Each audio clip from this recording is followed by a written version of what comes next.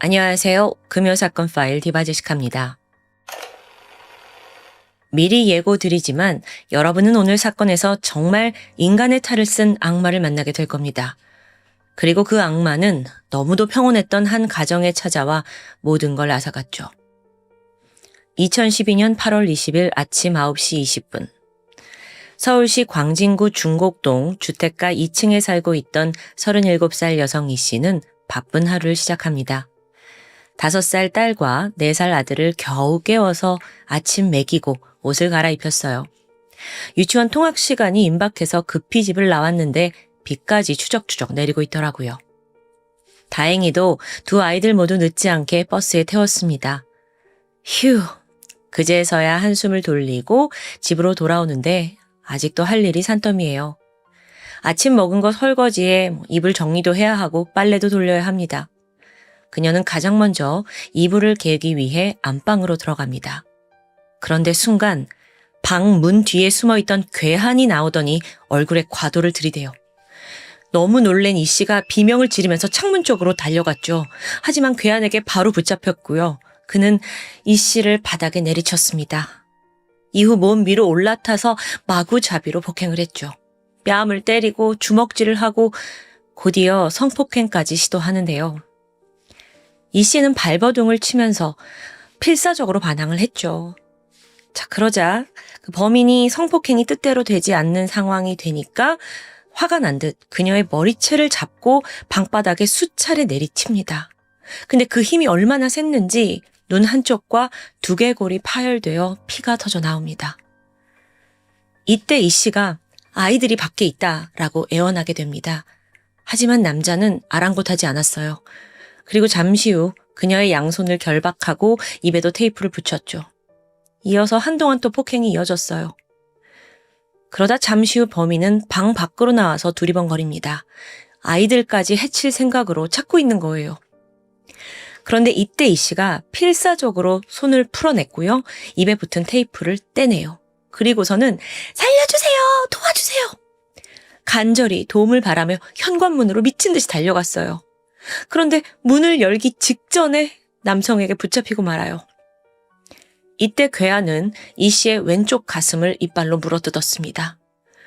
끔찍한 고통 속에서도 이 씨는 그 현관문 손잡이를 붙잡고 막 매달렸죠. 그런데 순간 목소리가 들립니다. 쾅쾅쾅! 경찰입니다! 문 여세요! 앞서 비명소리를 들은 아랫집 주민이 신고를 한 거예요. 이 씨는 이제 살았다 싶어서 살려주세요 소리치면서 간신히 문을 열게 되죠. 그런데 안도감도 잠시 목 뒤에서 차가운 고통이 몰려왔습니다. 경찰이 온 걸 알게 된 이 괴한이 과도로 이 씨의 목과 뒤통수를 4차례나 찌른 거예요. 이 씨는 그 자리에서 피를 흘리며 쓰러졌습니다. 경찰은 서둘러 남성을 체포하는 동시에 이 씨를 응급실로 이송했죠. 하지만 동맥이 파열된 상태였어요. 그렇게 그녀는 이송 중에 과다출혈로 인한 쇼크로 사망합니다. 백주대낮, 평화롭던 주택가에서 발생한 정말 끔찍한 살인사건이었습니다. 이 씨를 살해한 남성은 44살의 서진환. 그의 과거는 충격적입니다. 전과 11범이에요. 그런데 대부분 성범죄 전과더라고요. 심지어 간간 및 상해 사건으로 출소 9개월 만에 지금 이렇게 이 씨를 살해한 상황입니다. 보니까 왼쪽 발목에 전자발찌까지 차고 있었어요. 그런데도 그 누구도 범행을 막지 못했죠. 여기서 잠시 서진환의 어린 시절을 파헤쳐볼까요? 그야말로 싹수가 노란 범죄자 DNA 그 자체더라고요. 그는 7남 3녀 중 6째로 태어납니다. 아버지는 목욕탕 보일러공으로 일하거나 또는 막노동을 하면서 벌이는 그렇게 변변치 않았어요. 이마저도 술과 도박으로 탕진하기 일쑤였고요. 아버지를 대신해서 어머니가 노점에서 풀빵을 팔며 근근히 생계를 유지했는데 그렇다 해도 7명의 자식을 먹여 살리기엔 역부족이었습니다. 아버지는 매일같이 어머니와 자식들을 학대했는데요. 그런 폭력이 대물림되면서 형제들도 어린 서진환을 폭행합니다. 그는 학교 생활도 잘 적응하지 못했어요. 초등학교 생활기록부에 정서가 불안하고 차림과 행동이 불결하다라고 적혀 있습니다. 또한 자신감도 부족하고 곧잘 실증을 냈고요. 그렇게 음침했던 이 시기, 서진아는 첫 번째 범행을 저지릅니다. 한 동네에 살던 옆집 여자아이를 집으로 데려와서 강간을 시도한 거죠. 이게 미수로 끝나서 처벌을 받지는 않았는데요. 중학생이 되자 그의 집, 가정은 거의 와해됩니다. 형들은 중학교 졸업한 직후에 다 가출했고요. 서진환도 다를 건 없었어요.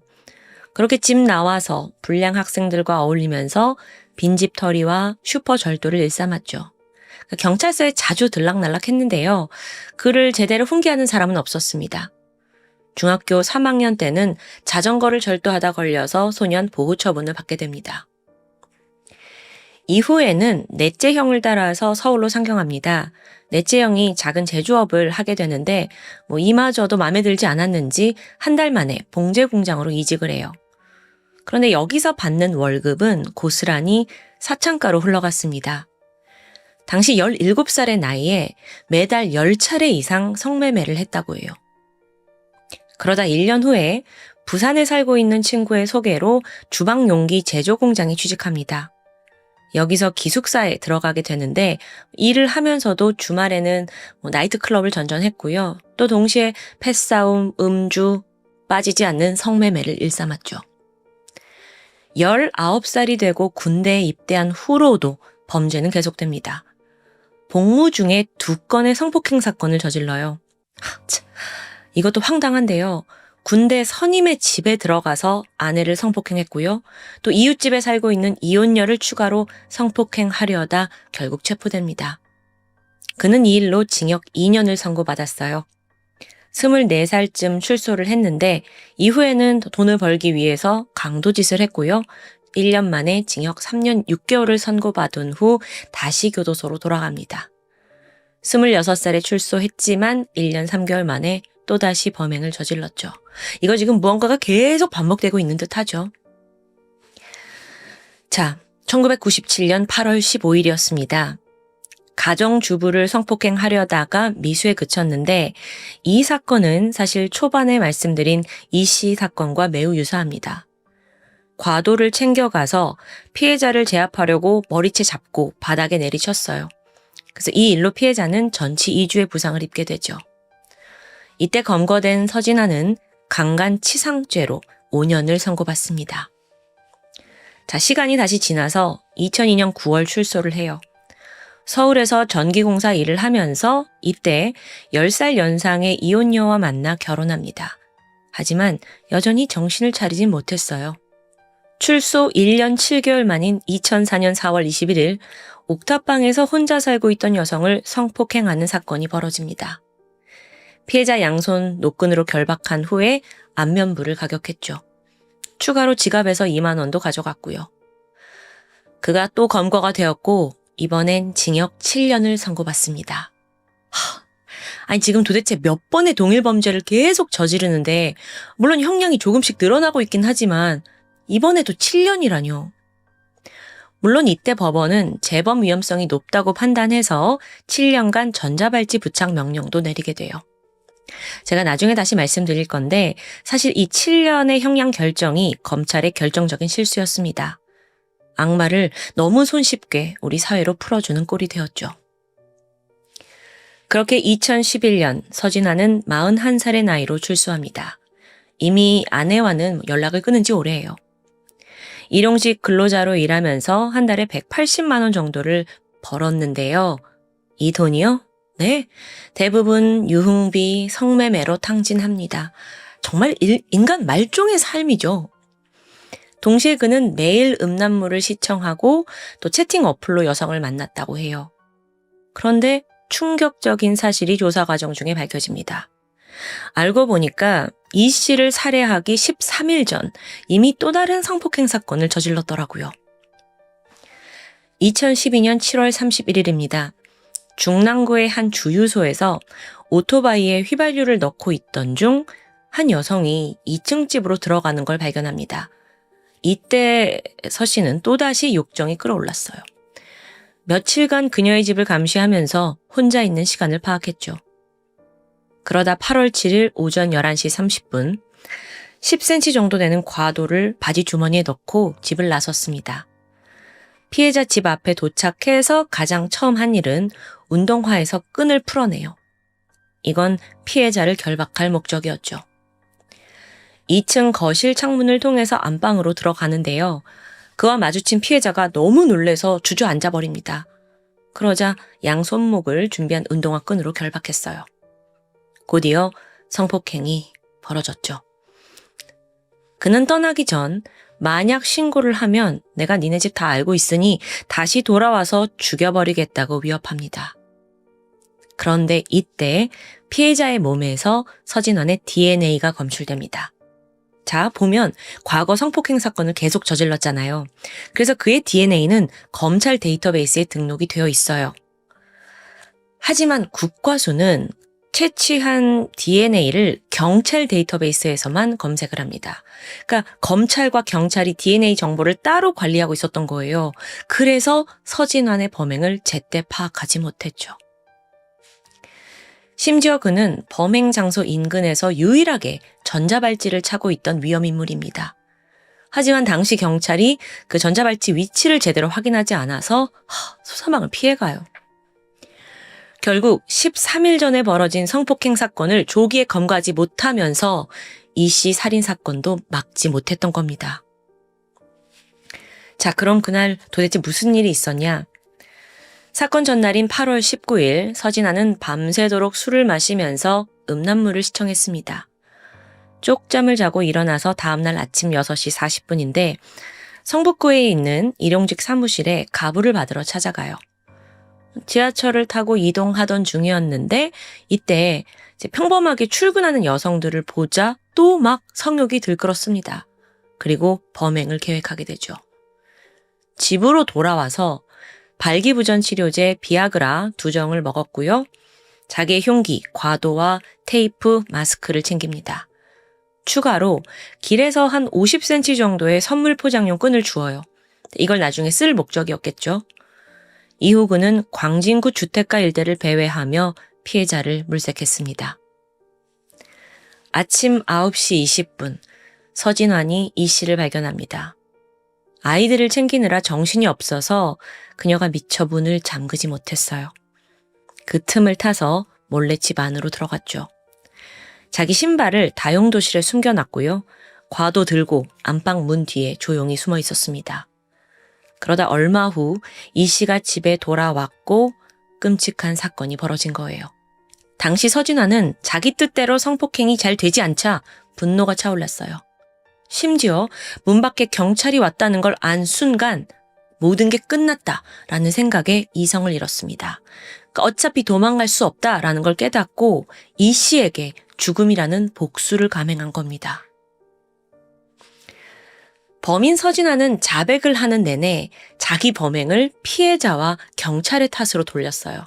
이때 한 이야기가 정말 충격적인데요. 뭐라고 했냐면 제가요 수많은 여자를 강간해봤는데 이렇게 반항이 심한 년은 처음이에요. 죽음 자초한 거지.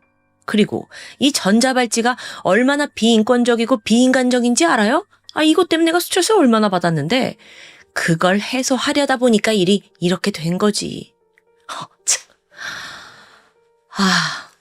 또 다른 황당한 일화도 있습니다. 자백을 하던 중에 자기가 여동생은 어렵겠지만 사촌동생이나 동네 사람 정도면 성폭행을 할 수 있다. 이런 말을 내뱉는 거예요. 심지어 이제 그와 마주한 여자 경찰 여경에게 사회에서 마지막으로 보는 여자인 너와 내가 성관계를 하고 싶다라는 말을 내뱉었죠. 주둥이를 정말 찢어버리고 싶죠. 그런데 그렇게 조사를 받던 서진환이 돌연 태도를 바꿔요. 이전에 보이지 않던 약간 반성하는 모습을 보이더라고요. 또 밥도 거의 먹지 않고 언론 앞에 가면 고개를 숙이고 사과합니다. 근데 사실 이거 감형을 받기 위한 쇼였어요. 이어서 심리 분석과 지능 검사를 받게 되는데 그가 여기서 재범 위험성 평가를 받아요. IQ는 일반인 수준이더라고요. 근데 정서 공감 능력이 상당히 떨어졌죠. 동시에 성적 욕구와 충동성 높고 여성을 욕구 해소 도구로 여기는 편이었습니다. 참고로 사이코패스 테스트에서는 40점 만점에 31점을 받았는데 조두순보단 높은 점수입니다. 최종적으로 그는 범행에 대한 후회나 죄책감이 전혀 없는 사람이다 라고 판단이 돼요. 그리고 재범 위험성 아주 다분하다 라고 인정됩니다. 이 결과에 따라 이제 서진화는 감형을 받을 가능성이 거의 없어져요. 그러자 다시 태도가 돌변합니다. 경찰한테 짜장면 좀 시켜달라.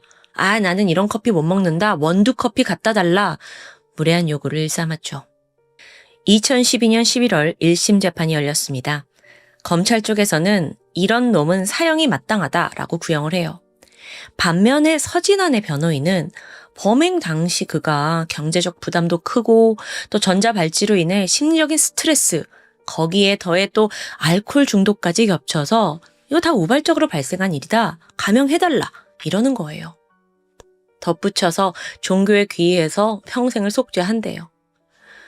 이렇게 변호인이 알량한 주장을 하는 동안 서진환의 태도는 섬뜩했습니다. 반성은커녕 유족들을 보면서 실실 쪼개고 있더라고요. 검찰 측은 서진환의 주장을 전면으로 반박합니다. 이미 1998년, 2004년 또 사건 발생 13일 전에도 같은 범행을 계속 저지르고 있어요. 이 개선의 여지가 없잖아요. 그러니까 강력히 사형을 주장했죠. 재판부 또한 검찰의 주장을 받아들여요. 다만 생명의 존엄성과 부족하게나마 잘못을 뉘우친다고 판단하면서 사형이 아닌 무기징역을 선고하게 되죠.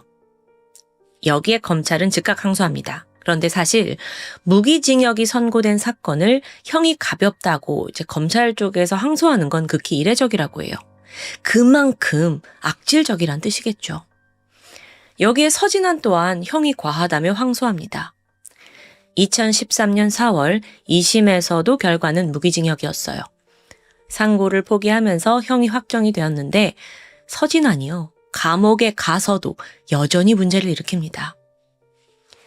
경기 북부 제1교도소에 수감이 돼요. 그런데 동료 수감자를 폭행했고 추가로 징역 8개월을 선고받았죠. 이후 그는 전주교도소로 이감이 되는데요. 여기서도 또 수감자 폭행해서 징역 1년을 추가로 선고받습니다.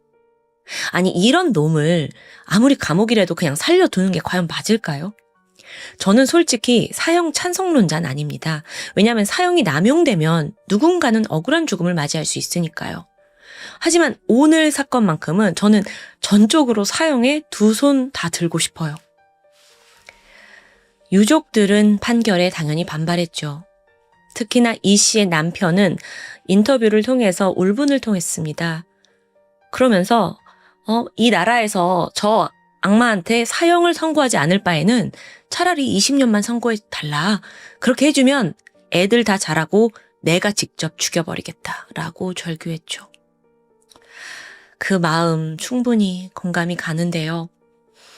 특히나 재판부가 피해자 유족들의 인권보다 이 범죄자의 인권을 더 고려하는 상황에 그는 분노했습니다. 얼마 후 남편 박 씨는 국가를 상대로 손해배상 청구 소송을 냈습니다. 여러분, 사실 이 사건의 이면에는 두 가지 큰 실책이 있습니다. 앞서 말했듯 DNA 관리 체계가 허술하게 되면서 그 앞서 발생한 성폭행 사건을 조기에 검거하지 못했었죠. 근데 그거 외에 더 큰 문제는요. 지난 2004년 성폭행 사건 당시에 그가 7년형을 받았다는 점이에요. 참고로 대한민국 형법에서는 범죄자가 3년 이내 강력 범죄를 저질렀을 때 2배의 가중처벌을 내릴 것이 규정되어 있습니다. 그렇게 보면 서진환은 지난 1997년 강간치상죄로 5년, 2002년에 출소했잖아요. 근데 그러고 나서 2004년에 또 강간 및 강도 사건을 저질렀죠. 즉, 출소 3년 안에 강력범죄 또 저지른 거예요. 그러면 최소 10년 이상의 형이 선고돼야 하거든요. 하지만 2004년의 재판 당시 검찰이 이 점을 놓치고 말아요. 그래서 가중처벌을 내리는 특례법이 아니라 그냥 일반 형법을 적용하면서 징역 7년만 나왔던 거죠. 재판부도 이걸 받아들였는데 조금 복잡하긴 한데 이게 당시 서진환이 항소를 해요. 그래서 2심 재판부가 이거 보니까 얘 원래 특례법으로 가중처벌돼야 되는데 이 문제를 인지하게 됩니다. 근데 검찰이 항소하지 않았기 때문에 방법이 없었다고 해요.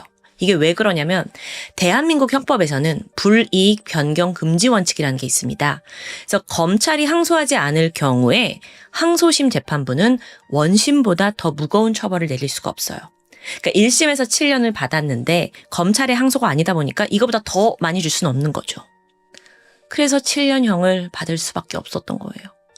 근데 만약 그때 더 긴 형량을 받았더라면 이 씨와 또 다른 성폭행 피해자의 불행을 막았을지도 모릅니다. 남편 박 씨가 제기한 국가배상 재판에서 1심과 2심 재판부는 검찰의 실수를 인정합니다. 하지만 고의성이 없었고 본래 사건과 인과관계가 없다고 판단해서 배상 책임을 인정하지 않아요. 이것도 얼마나 억울해. 그런데 사건 발생 10년이 지난 2022년 7월에 대법원 판결에서 결과가 뒤집어집니다. 대법원이 이건 국가배상 책임하는 거 맞다 인정하면서 파기환송을 내려요. 그렇게 2023년 2월 일부 승소 판결이 내려집니다. 남편 박 씨에게 9,375만 원, 2명의 자녀에게 각각 5,950만 원을 지급하라는 명령이 내려졌죠. 그렇게 긴 시간이 지나서 돈은 주어졌지만 유족들의 고통스러운 세월을 완전히 보상할 순 없겠죠. 피해자 이 씨는 단란한 가정에서 엄마로서, 아내로서 충실히 살아가던 사람입니다. 넉넉하지 않은 형편으로 신혼여행도 포기하고 그저 아이들 낳고 건강하게 키우는 데 전념했어요. 그러다 사건 발생 일주일 전 처음으로 가족여행을 떠났다고 합니다. 고작 37살의 젊은 나이에 끔찍한 죽음을 맞이한 그녀. 남편의 뇌리에는 아내의 마지막 모습이 깊게 박혀 있습니다. 얼마나 필사적으로 그 괴한에게 저항을 했는지 온몸이 새카맣게 멍이 들어 있었다고 해요. 그렇게 엄마와 아내를 잃은 가족들은 더 이상 그 집에 들어갈 수 없었고요. 작은 임대 아파트로 거처를 옮겼다고 전해집니다. 오늘 사건은 범죄자의 교화에 대한 질문을 남깁니다. 서진환의 성폭행은 반복되었고 범행 패턴까지 동일해요. 그의 살인은 어쩌면 예견되어 있었던 건지도 모릅니다. 전자발찌요? 그걸 차고 며칠 전에 성폭행을 저질렀을 때도, 그리고 또 이 씨를 폭행했을 때도 경찰은 그 위급함을 알아차리지 못했어요. 게다가 피해자 이 씨가 살았다는 안도감을 느낀 순간 경찰의 눈앞에서 살해당했고요. 뭔가 더 적절한 작전이 있었다면 그녀를 살릴 수 있지 않았을까요? 이건 사건을 들어보면 총체적인 경찰과 검찰 제도의 실패가 드러나는 듯합니다. 그리고 저는 이렇게 생각해요. 우리가 이런 실수들, 오류들을 알고 비난의 목소리를 높여야만 우리 사회가 더 안전한 제도적 변화를 이끌어낼 수 있지 않을까요? 우리가 원하는 거 그저 하나입니다. 안전한 사회에서 살고 싶은 거요. 지금까지 금요 사건 파일 디바제시카였습니다. 안녕하세요. 금요 사건 파일 디바제시카입니다. 2006년 5월 8일 월요일 아침 9시 30분. 경기도 김포시 풍무동에 위치한 아파트로 가사도우미로 일하던 A씨가 출근을 하고 있었습니다. 잠시 후 집 앞에 도착해서 벨을 누르던 A씨가 뭔가 이상함을 감지했죠. 현관문이 잠겨있지 않았던 겁니다. 이 집은 평소 누구보다 문단속을 철저히 하는 가족이었기 때문에 의아함이 들었어요. 그래서 A씨가 조심스레 현관문을 열어보는데 그러자마자 그녀는 놀라 자리에서 얼어붙고 맙니다. 문을 열고 A씨 눈에 들어온 건 바로 이 집 주인이었던 38살 주부 최씨. 누군가에게 잔혹하게 공격당해서 현관에 쓰러져 있었습니다. 눈과 입술을 비롯한 얼굴 전체가 멍이 들어서 심하게 부어 있었고요. 그리고 목에는 목욕용 타월이 감겨 있습니다. 바닥에는 새빨간 피가 흥건히 고여 있었는데 얼마나 많은 곳을 찔렸는지 현관 자체에 피비린내가 진동했다고 하는데요. 도우미 A씨는 가까스로 정신을 차리고 경찰에 신고를 했고 출동한 경찰 역시 현장 모습에 말을 잃었습니다. 부검 결과 최 씨의 사인은 목뼈 연골골절 및 질식, 범인이 목욕용 타올로 목을 졸라 교살한 정황입니다. 거기에 더해 최 씨 몸에는 흉기에 찔린 자상이 무려 24군데나 발견되었어요. 도대체 어떤 목적으로 주부를 살인한 걸까요? 최 씨 몸에 성폭행의 흔적은 없었습니다. 그리고 현장에서 사라진 귀중품이나 현금도 없었고요. 딱히 외부 침입의 흔적도 보이지 않는데요. 특이한 점이 있었다면 방바닥에 커피가 담긴 컵이 엎질러져 있었다는 점입니다. 자, 그렇다면 추정해 볼 수 있는 게 피해자가 순순히 범인이 들어왔을 때 문을 열어줬고 커피까지 내준 상황이라고 볼 수 있겠죠. 그래서 경찰은 가장 먼저 면식범에 초점을 맞춥니다. 물론 그 과정에서 피해자의 남편이 먼저 용의선상에 오르기도 했어요. 하지만 사망 추정 시각 남편은 이미 출근을 했다는 확실한 알리바이가 있었죠. 이 밖에 현장에서는 몇 가지 주목할 만한 증거가 추가로 발견됩니다. 먼저 누군가 빨래통을 막 뒤진 흔적이 있었는데요. 그리고 또 아파트 계단에서 피해자 최 씨의 것과 일치하는 혈흔이 발견됩니다. 방바닥에는 피를 밟고 돌아다닌 양말 자국도 남아 있었고요. 또 결정적으로 최 씨의 머리 옆에 남성용 점퍼 하나가 떨어져 있었습니다. 처음 경찰은 이 점퍼가 남편의 것이라고 생각했어요. 하지만 확인 결과 아니었죠. 따라서 범인이 현장에 남기고 간 것으로 판단됩니다. 여러분, 이건 아주 결정적인 증거입니다. 범인의 것이니까요. 어쩌면 범인은 범행 이후에 급하게 도주하느라 이걸 까먹고 간 걸까 싶었는데 그렇다면 좀 허술하다는 느낌이 들죠? 그리고 범행 당시 많이 당황했다는 생각도 들고요. 그렇다면 이건 계획 범죄가 아니라 우발적인 범죄였을까요? 이렇게 생각하고 있을 때쯤 논리를 완전히 뒤집는 증거들이 발견됩니다. 사건이 벌어진 아파트엔 다행히 현관과 엘리베이터 곳곳에 CCTV가 설치되어 있었습니다. 그리고 거기에 누가 봐도 의심스러운 한 남성이 찍혀 있었죠. 이 남자는 범행 추정 시각의 모습을 드러냈습니다. 그런데 엘리베이터를 바로 타지 않고 먼저 계단을 2칸씩 올라가는 장면이 보여요. 그러면서 주변에 사람이 없는지 두리번거리는 듯 했죠. 잠시 후 목격자가 한 명도 없다고 판단을 했는지 비로소 엘리베이터를 타기 시작합니다. 이런 모습을 보면 꽤나 치밀한 듯해요. 게다가 엘리베이터 안에서도 묘한 행동이 포착됩니다. 바로 버튼을 누르는 특이한 방식인데요. 여러분, 보통 우리는 손가락으로 층수를 누르죠. 하지만 이 남자는 주먹을 쥔 채 버튼을 누르는 겁니다. 아마도 자신의 지문을 남기지 않기 위해 나름의 계획을 세운 것으로 보여요. 즉, 그렇다면 이미 어느 정도 범행을 계획했다고 볼 수 있죠.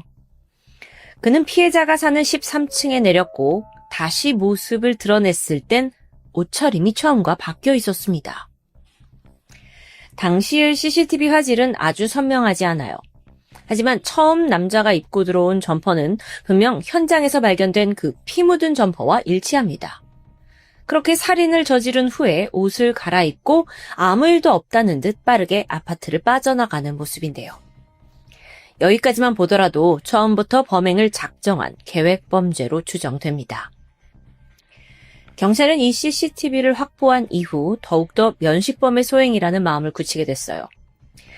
우선 남자가 처음부터 여러 집을 물색한 게 아니잖아요. 딱 13층 최 씨 집을 타깃으로 정했다는 게 확실하기 때문이죠.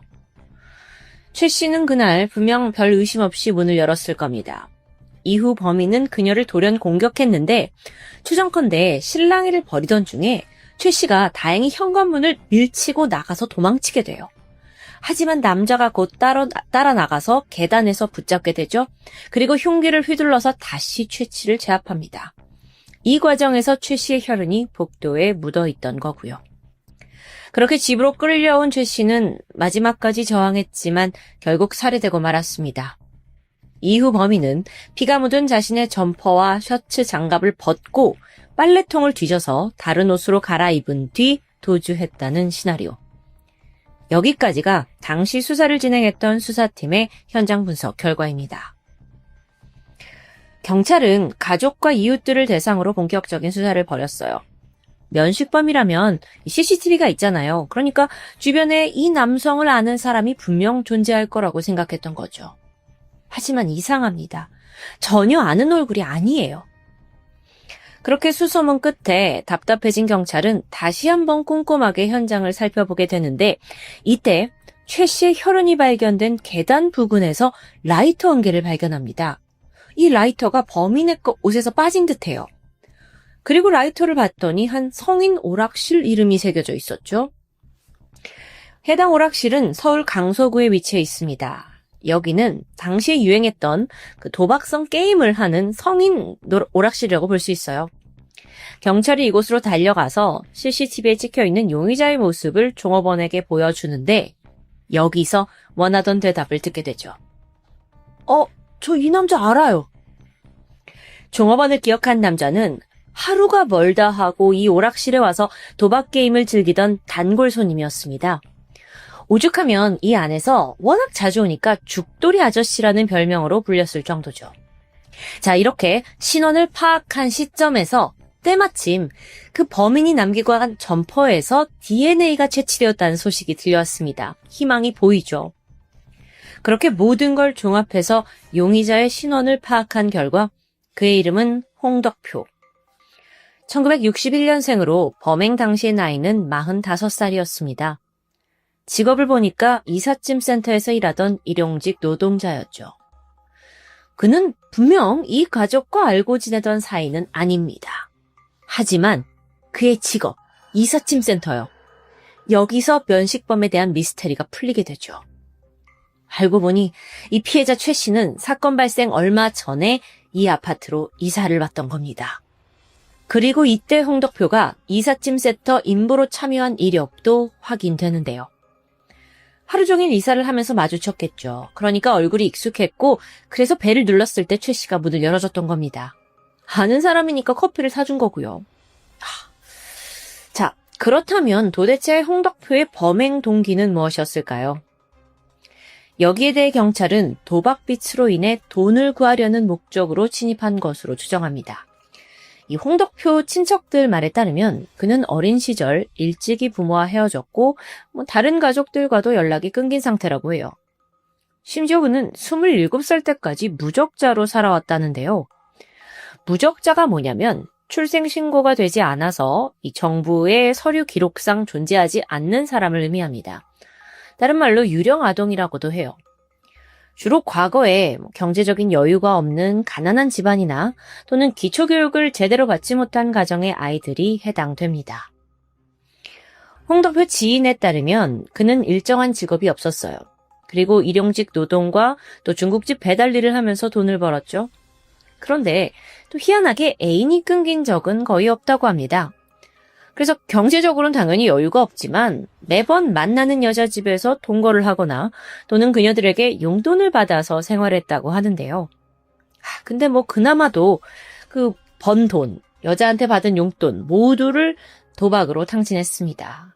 성인 오락실에서 거의 상주하다시피 살았고요. 때문에 수백만 원을 잃은 건 당연했고 상당한 도박빚까지 지고 있던 상황입니다.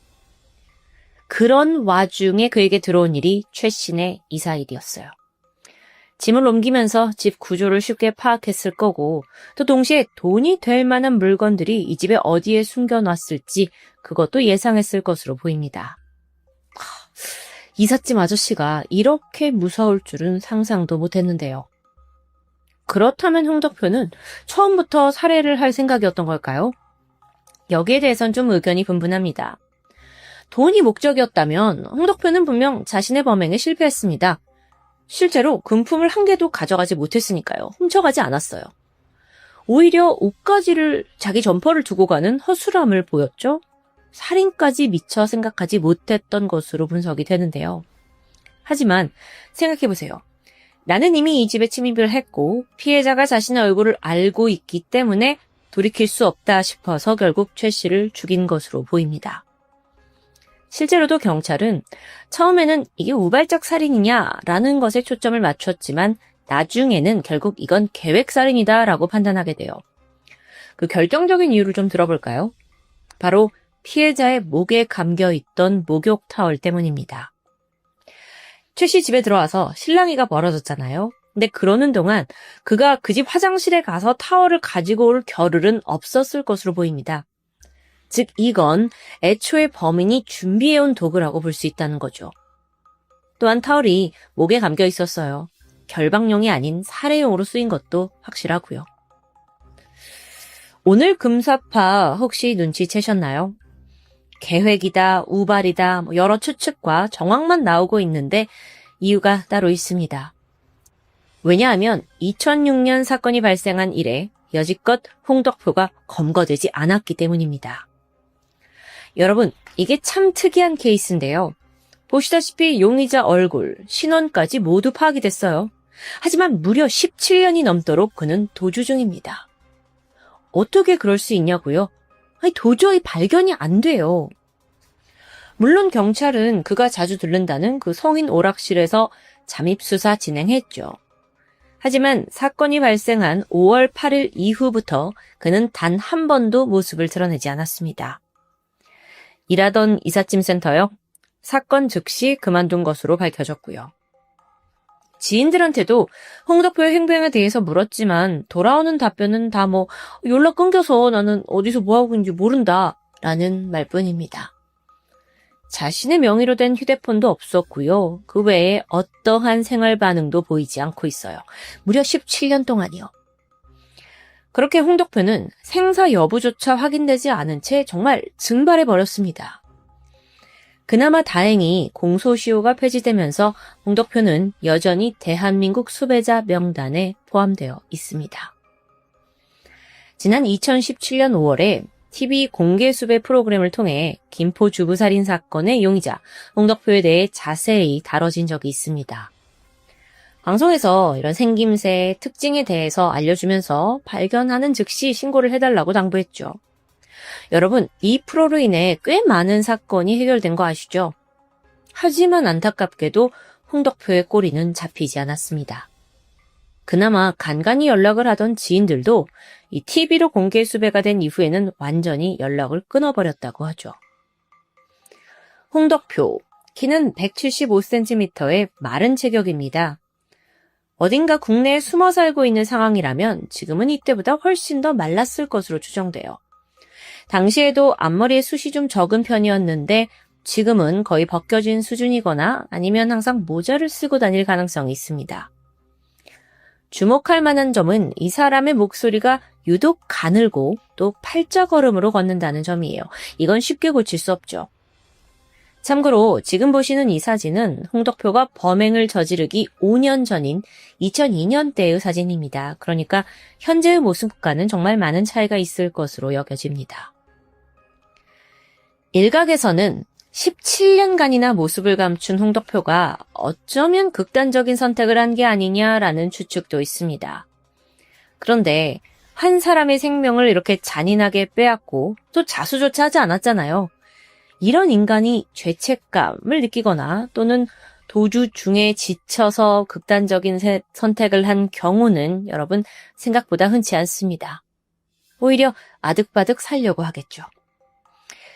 한편으로는 여전히 신분을 숨긴 채 어딘가에서 일용직 노동자로 살고 있거나 혹은 중국, 필리핀 등지로 불법 미입국했을 가능성도 충분히 있습니다.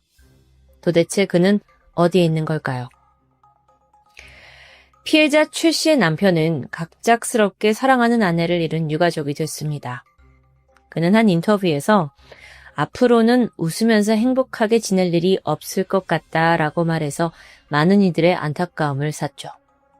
심지어 최 씨가 사망한 바로 그날은 이들 부부의 결혼 기념일이었다고 합니다. 한순간에 무참하게 깨져버린 행복한 가정. 언젠가는 반드시 홍덕표가 잡혀야 할 이유 중에 하나죠. 죽지 않고 어딘가 살아있다면 반드시 잡혀서 자신의 죗값을 치렀으면 하는 간절한 바람입니다. 지금까지 금요사건 파일 디바제시카였습니다. 참고로 이렇게 공개 수배를 했는데도 불구하고 또 희귀병이 있어서 약이 필요한 상황인데도 불구하고 여전히 검거하지 못하는 살인마 성채영에 대한 이야기 기억하시나요? 해당 사건을 보시려면 여기를 클릭하시면 됩니다.